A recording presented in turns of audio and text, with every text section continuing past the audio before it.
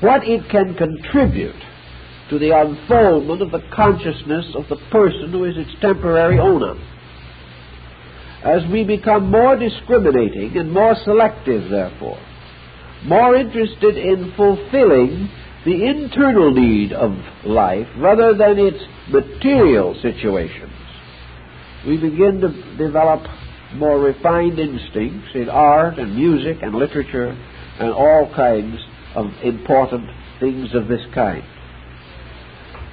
In this way also, we begin to release the world and ourselves from very much of the competition and pressure of things. The person who is interested only in value, true value, is not a heavy competitor in the ordinary affairs of life. He is not going to war for his possessions and things of that nature. He is naturally a peace-loving, law-abiding, thoughtful citizen. Consequently, his karma moves in these directions. How is it, then, that in the idea of Buddhism or in Zen, that we do not have the complete rejection of all things? In a sense, Buddha does give us this complete rejection, but his faith never accepted it. It never accepted the loss of beauty as a factor in religion.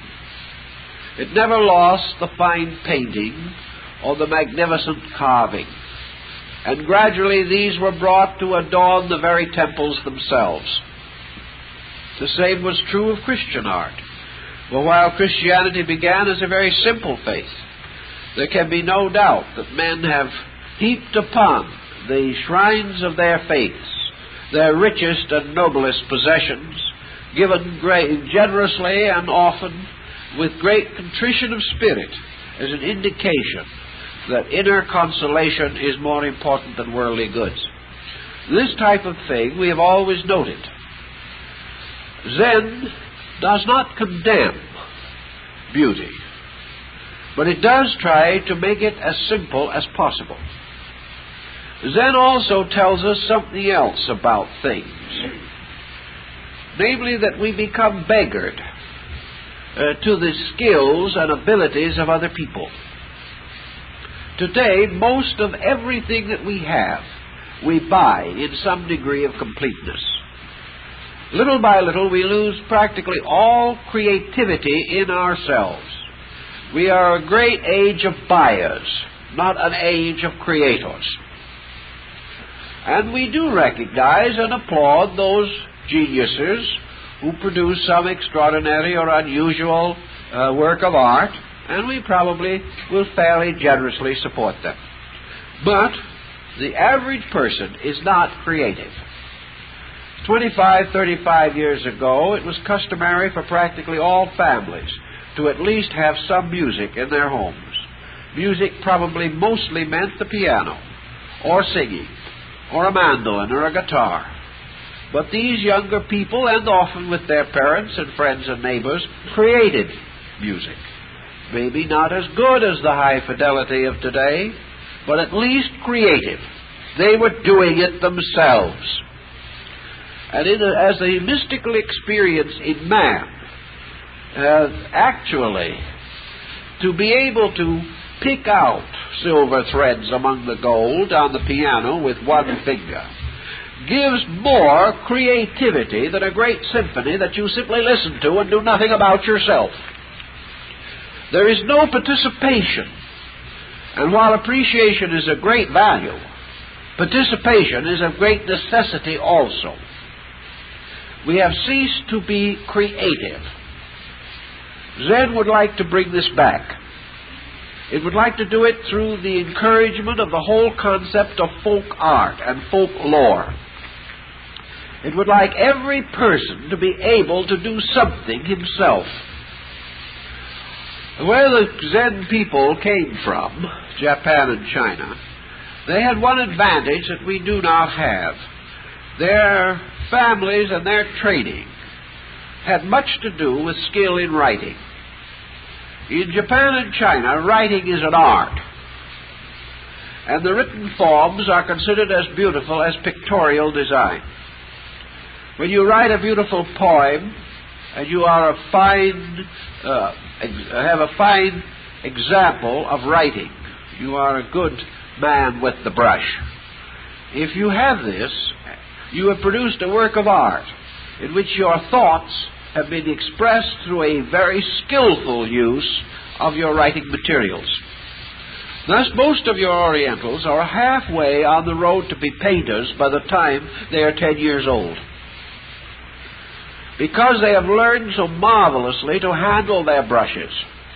They can turn almost immediately to various forms of artistic composition. And it is not at all uncommon in a Japanese family for the guests to produce or make art work as a symbol of their friendship among themselves. Here in this country we have guest books, and when you have a party, your friends all sign the guest book. In Japan you have little cards with gold edges that are supplied for this purpose. And on these cards you write a poem, or you draw a picture, or both. Or you do something out of your own creativity and you leave it with your host as a present. He is greatly honored. Everybody is profoundly pleased with the whole proceeding, and it is astonishing to see what you get. I know I have seen a number of collections of these things that have been in Japanese families. Here is a magnificent painting of storms and rocks and sea. A beautiful work, as fine as anything you could find anywhere. It was not done by a professional artist. It was done by an honored guest who was a politician. Beautiful work of art. The next one was a wonderful painting of a small child, marvelously executed with the greatest detail. This one was done by a doctor who visited the family. So what do you have?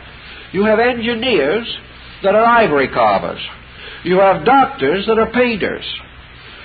You have politicians that are musicians. You have tradesmen who do most marvelous and delicate things. You will even find a magnificent poem, marvelously done, beautifully written, by the family masseur, or something of that nature. The gardener, who has already learned to work marvels with plants, is also able to make a beautiful drawing of a branch of cherry blossoms and a little bird. The man who you would call here the delivery man for some grocery store will leave you a beautiful little memento on the holiday season, a drawing which would be worthy of a great artist. He did it himself. Now this helps something. It means a tremendous amount in value. It means that these people have never lost the ability to create in themselves some expression to move consciousness out into action. When a great family in Japan ceases or passes out of existence and their possessions may be distributed in one way or another, collections of these gift cards, or these equivalent to testimonials and mementos of various affairs, sometimes collections of great numbers of these drawings and poems and various little mementos, have gone onto the market or gone onto auction. Some time ago, a collection of these pictures, done entirely by amateurs and cherished in a family for many years, several generations, was sold in Tokyo at a price that would be equivalent of about $75,000 American money, and was well worth it. And not one of them was by a professional. They were all by friends, by neighbors, by people who expressed and expressed beautifully. Now this is something that, how much is it and where can I buy it, kills. This is something that causes us to go to the store and buy a present for our friend, so that when we visit him, we give it to him. When we have given something, we have bought, not something we have created. He in turn is overjoyed because he knows that if we created anything, he'd have to throw it away. He knows that we have no skill anyway. He also would be embarrassed because it might mean that we would expect him to create something and he can't do it either. Or everybody gets together and gets a hobby shop and makes all kinds of bookends until every book in the neighborhood has 2 pair of ends. This is the imagination. It dies. We can, perhaps, with $15,000 to $20,000 worth of equipment, make a fairly decent card table. But with a 10-cent brush and a block of ink, these people do works of art. Great things. Simply because the consciousness is there. And the simplicity of method and the simplicity of media only more clearly reveals the creativity of the individual. So we have another element here of the problem of things. The importance of experiencing the creation of things. This creation of things is never to be regarded primarily as economic. None of these beautiful paintings were ever prepared to be sold to anybody. They were made simply from affection, regard, and esteem. They were spontaneous expressions of gratitude or appreciation, and they were not intended to be displayed to other people. It was just the person expressing himself because it gave him pleasure to do so. This type of thing is disappearing too much from our Western way of life. And in disappearing, we have lost most of our overtones. And when our overtones perish, our world perishes, as far as we are concerned. We cannot survive without them. So we must also, if we take things out of the world, we must give things to the world. Now these things are illusions, just like the things we take. But these illusions tell something that is not quite an illusion. They tell us something that brings us again into the Zen idea. Assuming that a Zen of high development was able to sit quietly on the side of a mountain and contemplate the entire unfoldment of the world, he would be in the presence of the grand illusion. He would be in the presence of things which seemingly exist. But he would be in the presence of endless change and eternal decay. And even while he blinked his eyes once, millions of living things perished. He would be, therefore, in the presence of a transitory existence. But if he was thus sitting quietly, contemplating these larger things, a pattern of symbolism would be created within his own consciousness. He would gradually learn from this illusion something of the nature of the reality behind it. He would use the grand illusion as a stepping stone to the unveiling of itself, as a means of gradually coming closer and closer to the mystery which is behind the illusion. Gradually, through his contemplation, this monk would become aware of the passing glory of worldly things. He would see value. He would see it rise and fall. He would see nations come and go. He would see inventions that make fortunes and then are discarded. He would see the heroes of today become the villains of tomorrow. The great actors who are forgotten. The great politicians who sink back into obscurity again. He would see all kinds of phenomena. And he would realize that all of this phenomena is suspended from what?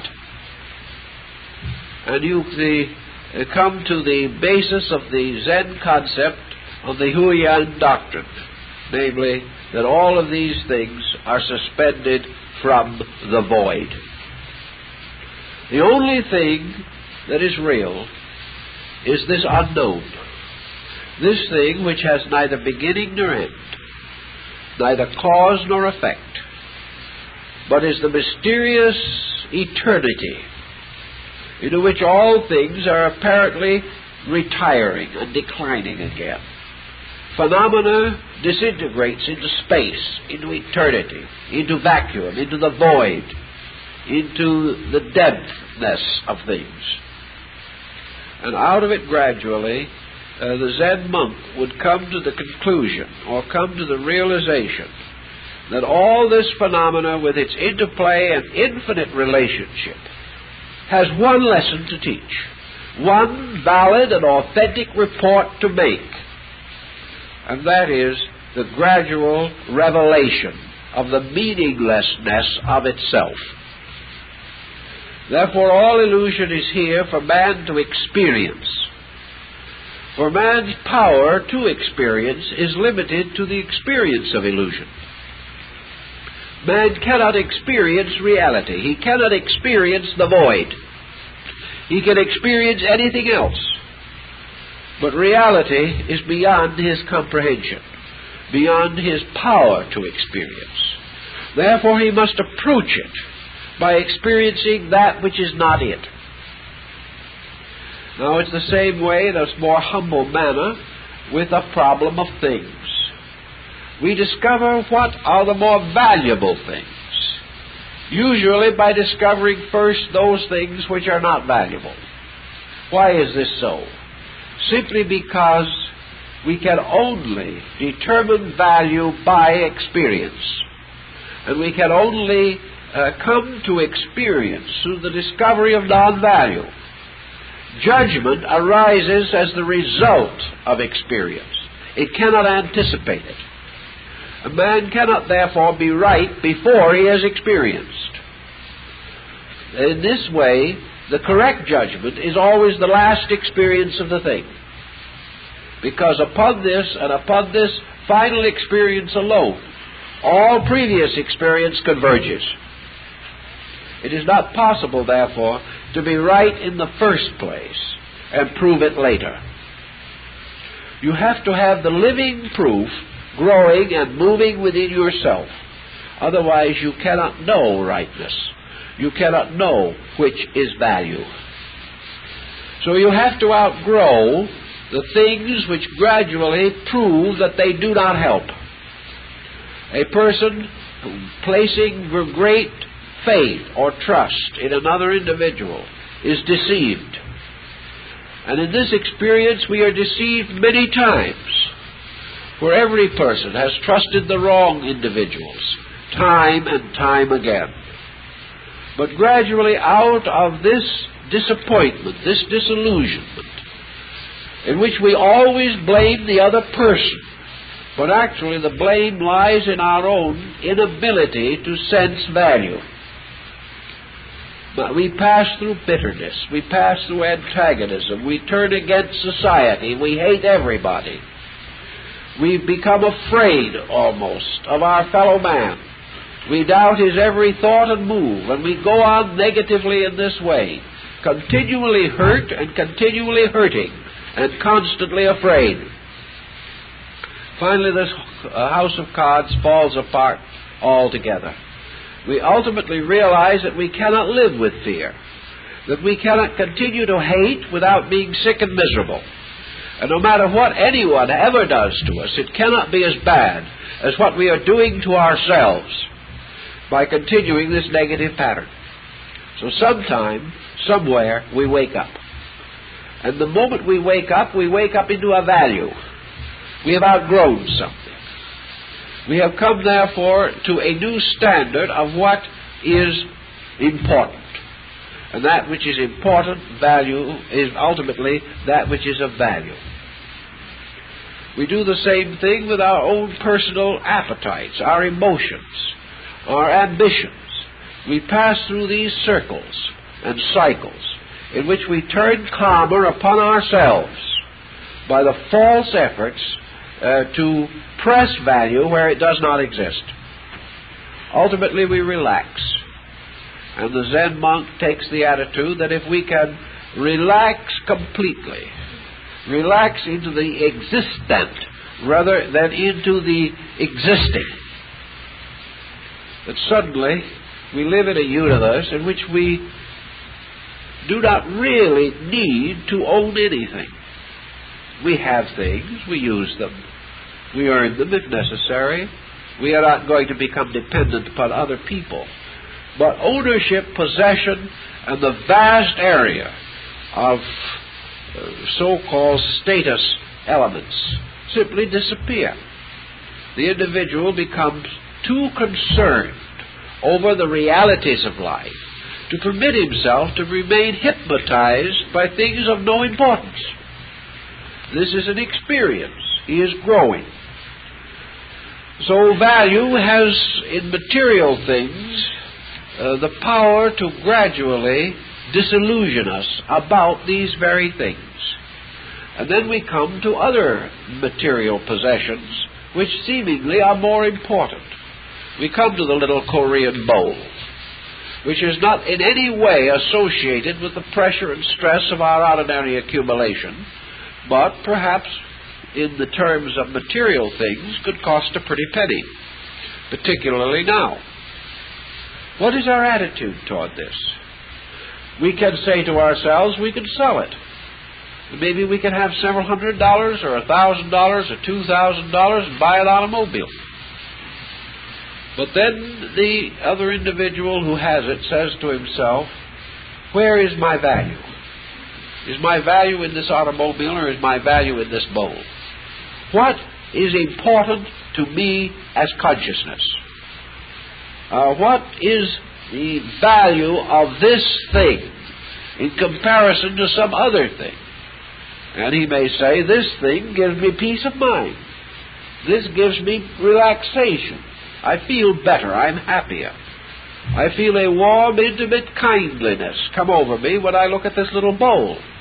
Put me behind the wheel of an automobile and I may become a relentless destroyer of men. I will work out all kinds of complexes and frustrations on society.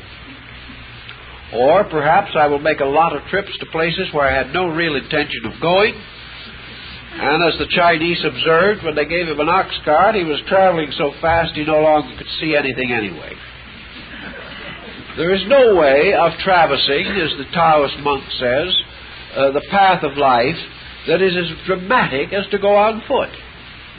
Because when you go on foot, you go slowly.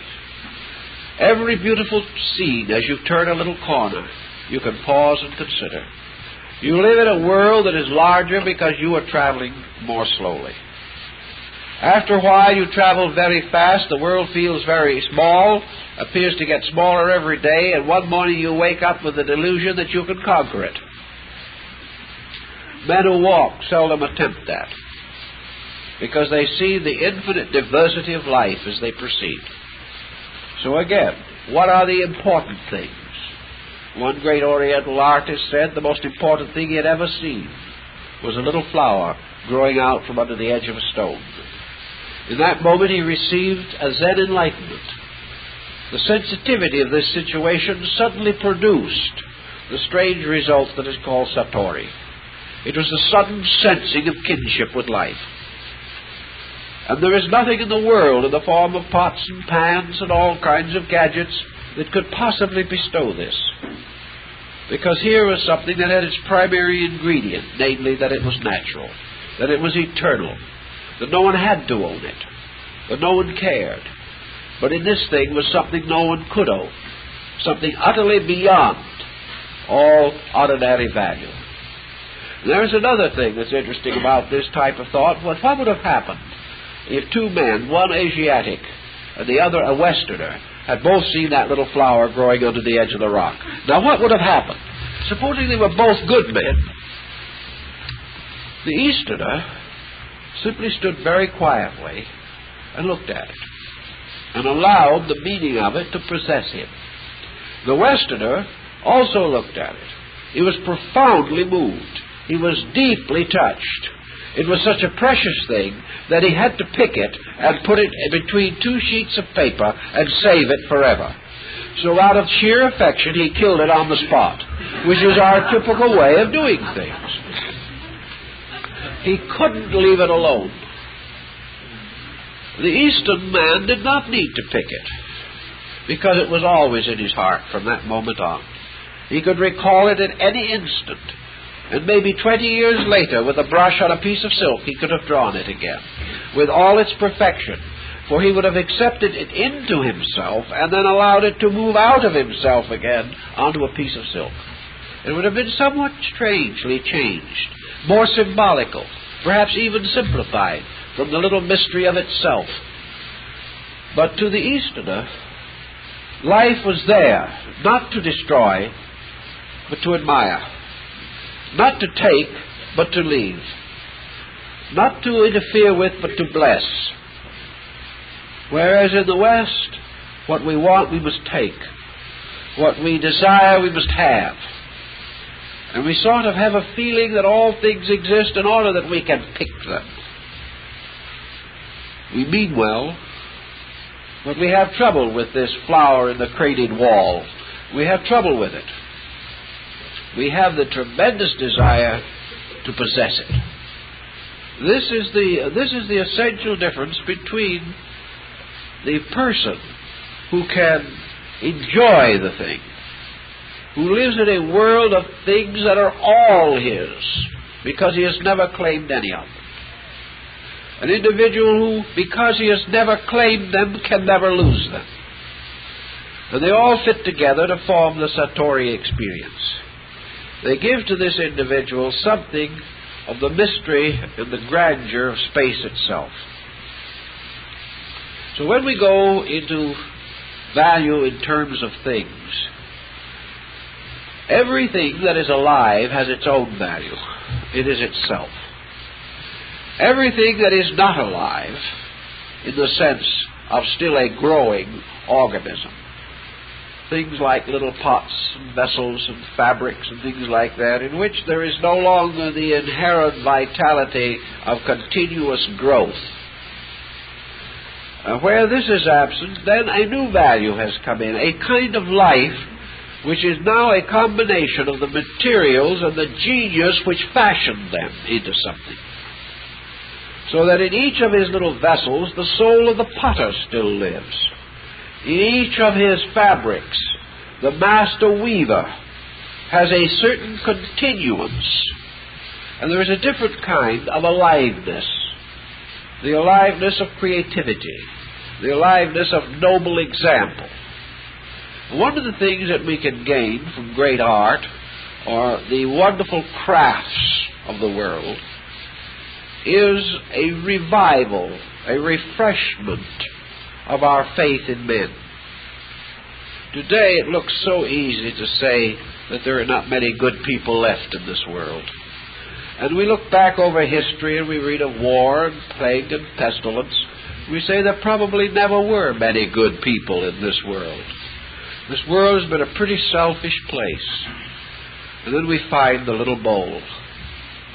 We do not know who made it, but the person who made that had to have been a great person, had to have been a beautiful person, had to have had in themselves this tremendous power of understanding. Now, it may not have been a cultured understanding. It may not have been an understanding that resulted from many years' study of potteries and ceramics. It wasn't.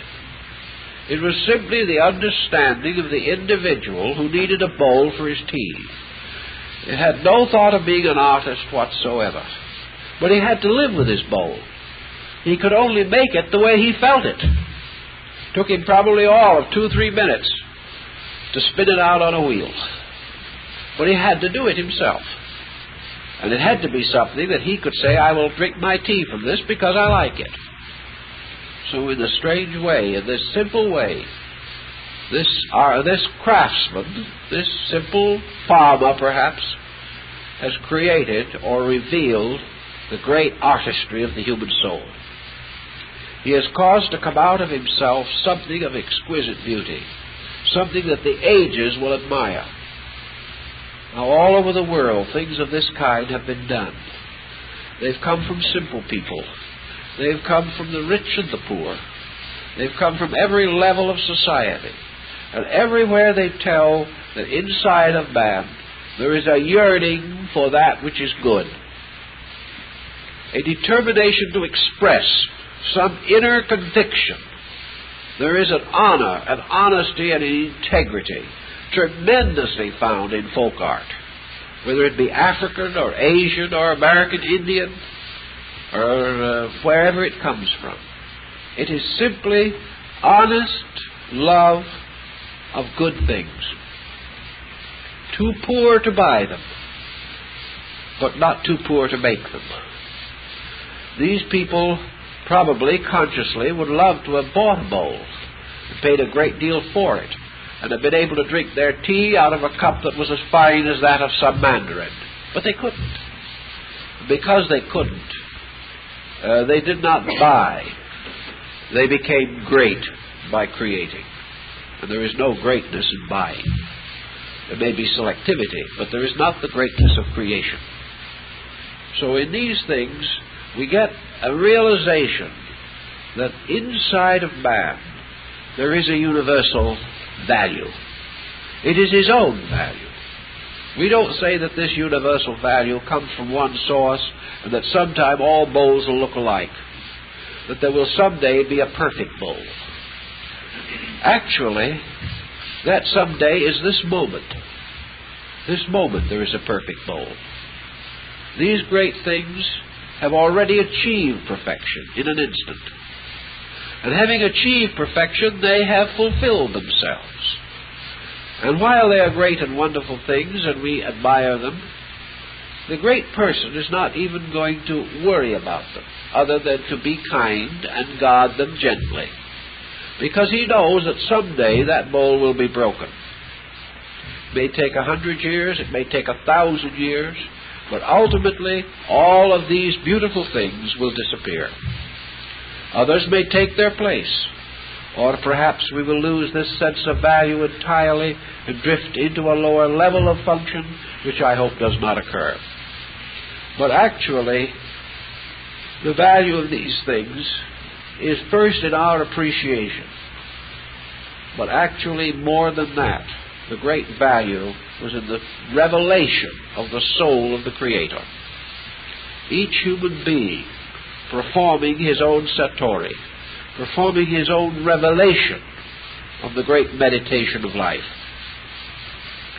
It is only when we somewhat simplify that this is possible. And I think that we would have much more of this creativity if we did not so falsely associate value with things that are expensive and that we buy. We have become a world of buyers instead of a world of people who are expressing creativity. And in the West, of course, even our artists, with a very few exceptions, have been unappreciated. It has taken centuries to discover them, simply because we are too busy in this endless pursuit of the accumulation of things.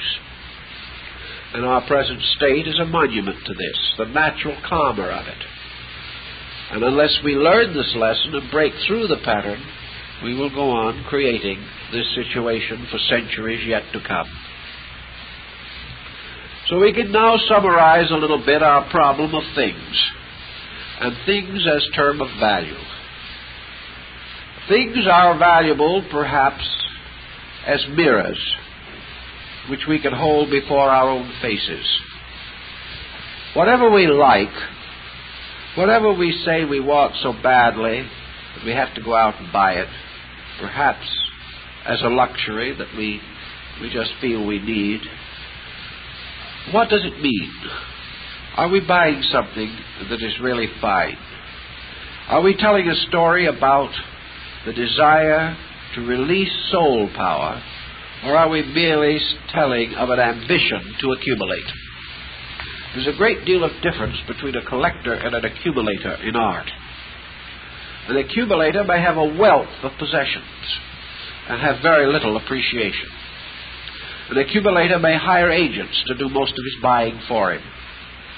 An accumulator may elect a custodian or a curator of his collection, who will make all of the necessary markings and records, and will do all the research on these things, with the result that the custodian becomes a very well-informed man and probably develops a great deal of culture, whereas the owner has nothing, because no man can chew another man's food for him.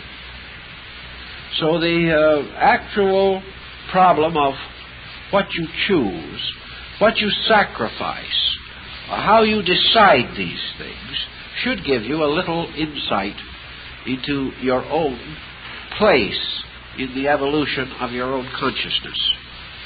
If you find an instinct, a definite instinct towards status, if it becomes subtly, terribly important, you have just a little more of the same than your neighbor. If there is a sudden feeling that after all you have to keep up with the mode, whatever it may be, that you just simply can't afford to live in a house that is different from the prevailing style, then you are simply telling yourself and everyone else that you do not have the courage or the insight to be moved or to be ruled from within yourself. If, however, you have the courage to be moved and self-ruled, this presents another slight difficulty. Supposing you decide to be original about all these things, you're going to live your way. The result must not be merely eccentricity. That does no good. I know people who have done it their way, and it is an abomination to themselves and everyone else. It's not just enough to be emancipated or liberated, or to say, I don't care what other people think, I'll do it my way. You do that naturally. But when you have the result, what have you got?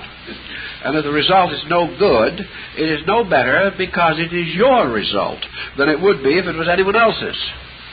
So if in the effort to be original, you find that you only achieve a monumental bad taste, then you have to go to work on that. You have to realize that to be original, you must be creative.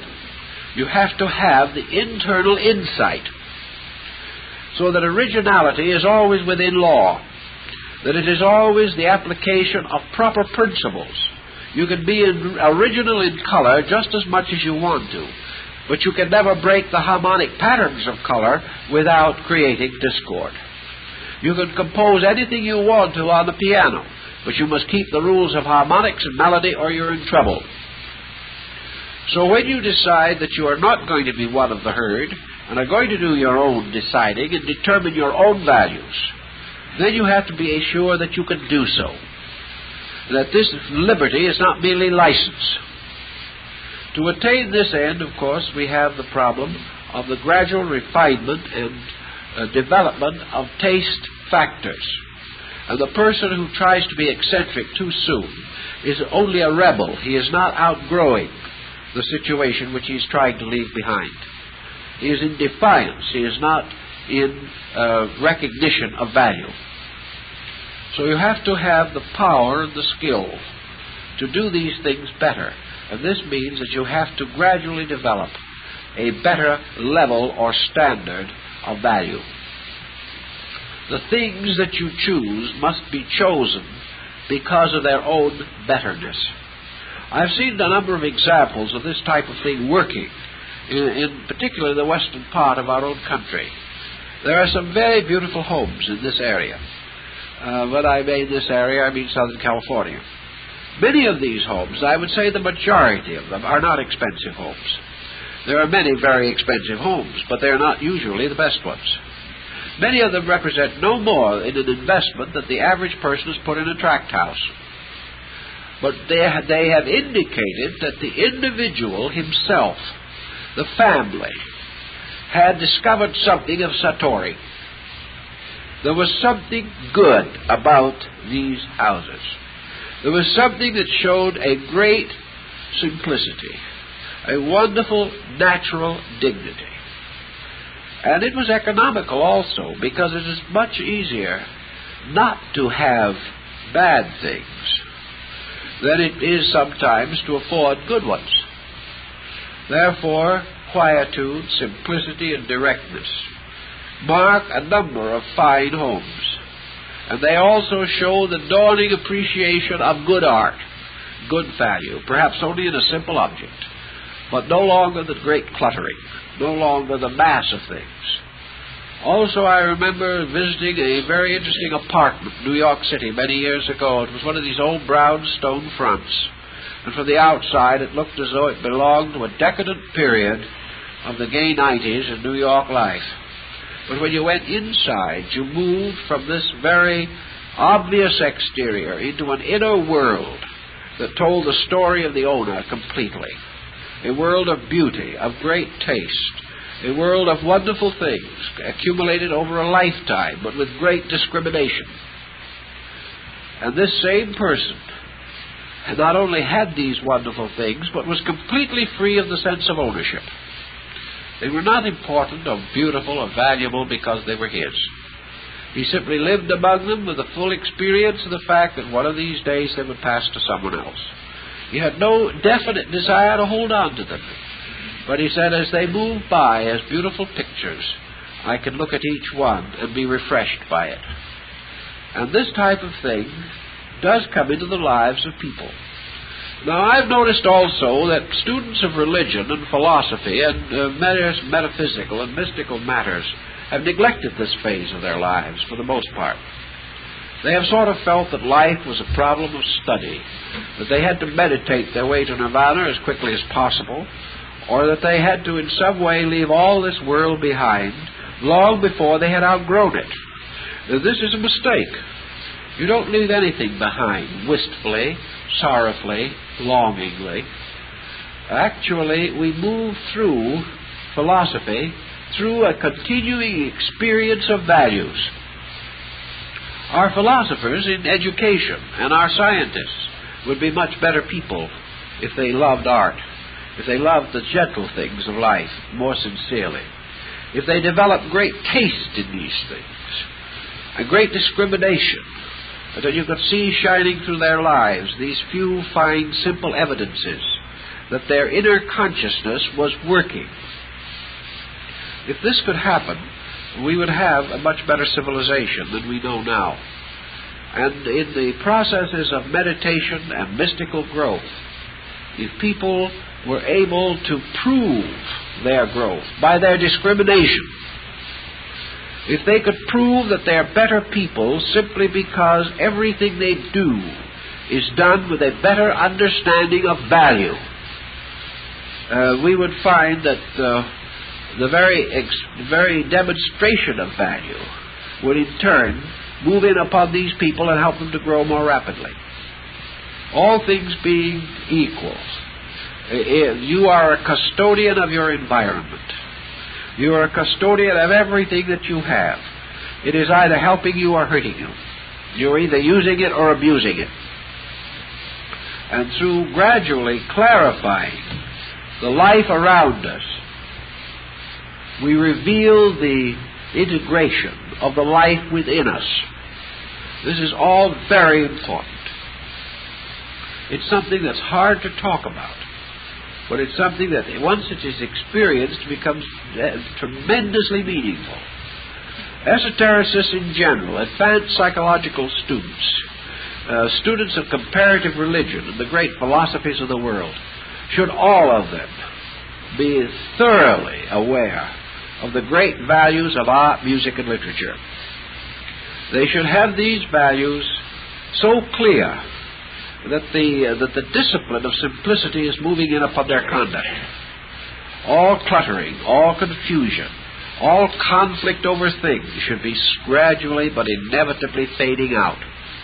And in its place should be clear, simple decisions, the recognition of value, the importance of certain things, the perfect willingness to sacrifice other things for those which are most needed at the moment as expressions of consciousness, so that someday the individual may say to himself, I'm not going to buy that new car this year, I'm going to buy that little Korean bowl. I will keep on driving the old car, but I will be very happy because I'm living with beauty. This decision comes as a little wrench at a certain time. But when it is right, you just can't buy the car. You just have to buy the bowl. That's all there is to it. There's no longer any conflict. But this tells something about you when it happens. It tells something about the fact that your own inner life is moving out, and eternal value is coming to be more important. Now, it is true that the little bowl has not an eternal value. It is true that, as we say, it will be broken and discarded sometime.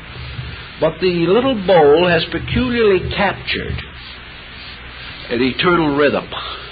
For some reason which we will never perhaps be able to fully define, the man who made it happened, because of his own consciousness, to make it right. He did something by means of which hundreds of other persons who have seen and owned this bowl since then have all known that it was great. They have sensed it because they have lived with it. It has moved them. There's something about this little bowl that reaches into the life of us and rejoices the soul. So when the time comes, we probably will find more rejoicing in this than we will in one of the products of the Detroit tin factories. And we will say to ourselves, I would rather walk and live with that bowl. Now, it's very probably we won't have to walk, but we'll have to sacrifice something. But it is not sacrifice anymore, because we are using what we have to fulfill the need of our own consciousness. And when we see something that makes us feel a little more of reality, which makes us more gracious, more understanding, more tolerant, and more patient of all other things, when something comes that is medicine to consciousness, makes us a little happier, a little wiser, a little better, then instinctively that is the thing that we most need. That is the thing that is valuable. And for that we are willing to pay the price. But we are not willing to pay the price merely to maintain some kind of a competitive relationship with other people. So out of all of this comes a philosophy of art and a philosophy of value that I think has meaning. And perhaps if you are able to sort of experience between the lines, you will see what I am trying to say. It is very abstract, but it is like Zen. It's something you can't put into words. But once you've experienced it, it is always yours. And once you know what it means, you can never lose that knowledge. And once you build your values upon that, you will always know what is important, what is valuable, and you will always know what price a thing is worth, whether it is worth the sacrifice, whether it is worth the love, or whether it is not. And little by little, you will become more discriminating, and your friends and neighbors and everyone else will realize that an important change is occurring in you, a change that not only makes you like little bowls, but a change which makes you closer to truth, closer to the universe, closer to consciousness, nearer to the mysterious power of God, which is forever creating little bowls and embodying in them the great majesty of universal law. All this sort of moves through us. And here is the story of the value of things and why things can be helpful, even though they are perishable and belong to the world of values that must sometime fade away. Well, I guess our time is up, so thank you very much for this attention while we meandered through this rather interesting but perhaps somewhat abstract subject. Thank you very much.